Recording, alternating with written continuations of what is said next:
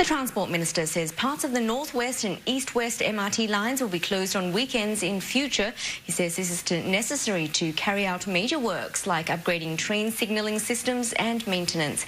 Authorities will have a better idea of when the shutdowns will take place and for how long by the end of the year. The Minister spoke during a visit to Cheng San Seletar Ward.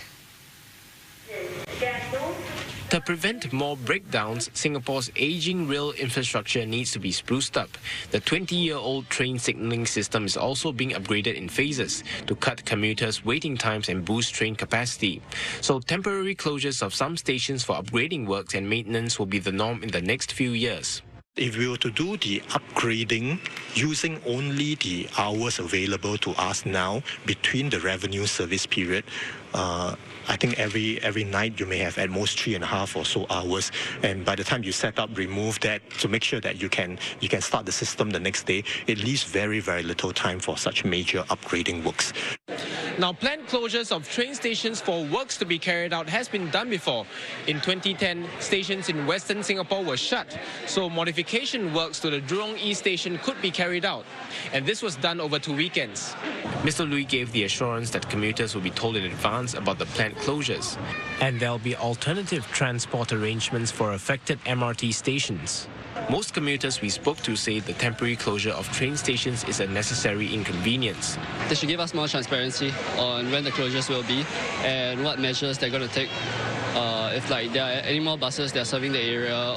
One day also we cannot tahan because every time, you know, in Singapore, jam here, jam there. So if one day you cut off, finish it. If it is Saturday, Sunday, good. If it is on working day, then we will have to really plan it properly so that we are least affected.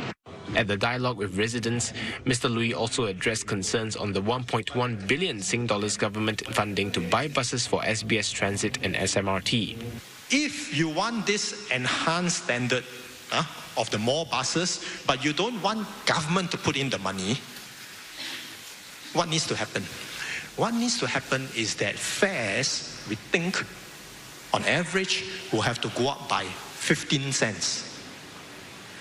Okay, 15 cents. That's quite a lot. So essentially, when we came up with this scheme, the way we were thinking about it is that this is not a subsidy to the operator, it is actually a subsidy to the commuter.